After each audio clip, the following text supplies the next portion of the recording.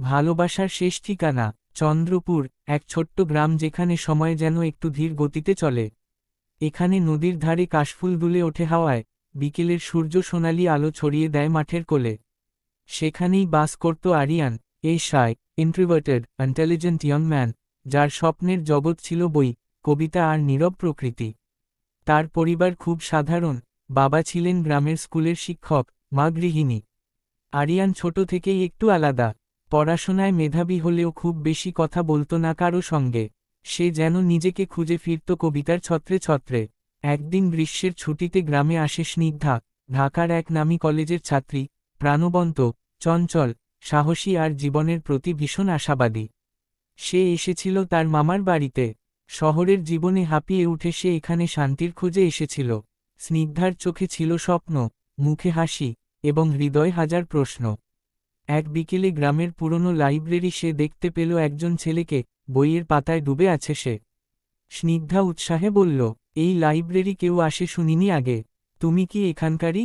আরিয়ান মাথা তুলে তাকালো, একটু বিস্ময় নিয়ে বলল, হ্যাঁ, আমি প্রায়ই আসি।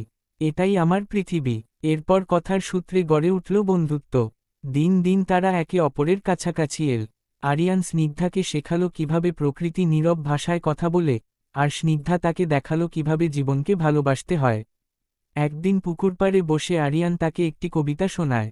তুমি এসেছ ঝর্ণার মতো, নির্বতায় ছুঁয়েছ মন, তোমাকে পেলে জীবন হয়ে উঠবে একটি অসমাপ্ত গল্পের পূর্ণতা।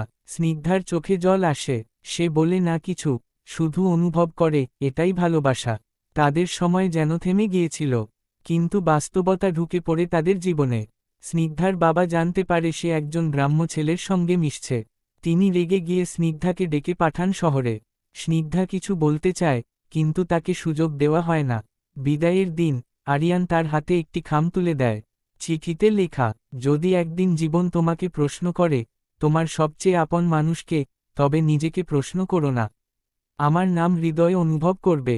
আমি থাকব, যেখানে তোমার ভালোবাসা শেষ হয়ে যায়, আমি হব তার ঠিকানা। 3 বছর পর, আরিয়ান এখন শহরে থাকে, একটা কলেজে শিক্ষকতা করে। সে অনেক চেষ্টা করেছে সব ভুলে থাকতে, কিন্তু পারে না। একদিন ক্লাস শেষে সে দেখতে পায় কলেজের অফিস রুমে পরিচিত এক মুখ, স্নিগ্ধা। স্নিগ্ধা চোখে জল নিয়ে বলে, 3 বছর ধরে বাবার ইচ্ছেতে বিয়ে ভেঙে দিয়েছি। তুমি বলেছিলে তুমি অপেক্ষা করবে, আমি আসলাম, এখনও কি সেই ঠিকানাটা আছে?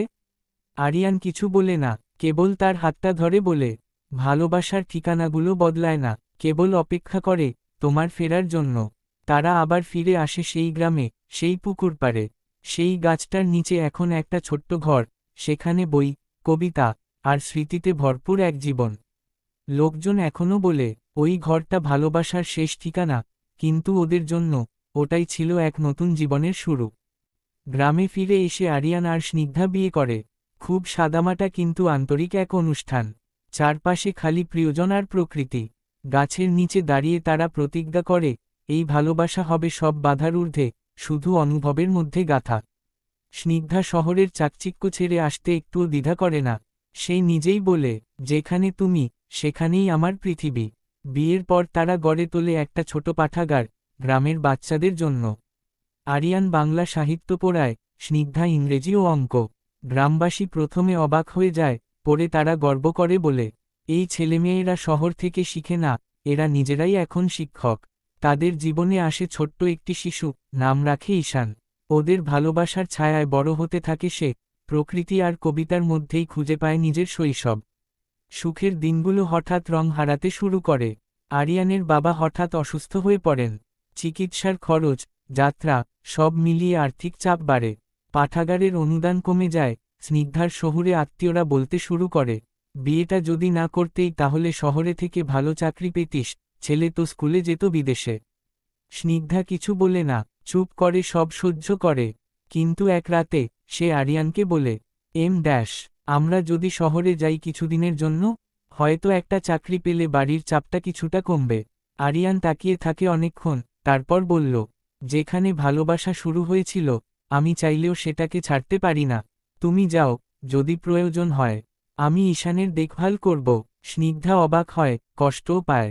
তবু সে যায়, ঢাকায় একটি স্কুলে চাকরি নেয়। প্রথমবার আলাদা হয় তারা। 1 বছর পর, ঈশান মায়ের কোলে মুখ গুজে জিজ্ঞেস করে, মা, বাবা কি আমাকে ভুলে গেছে?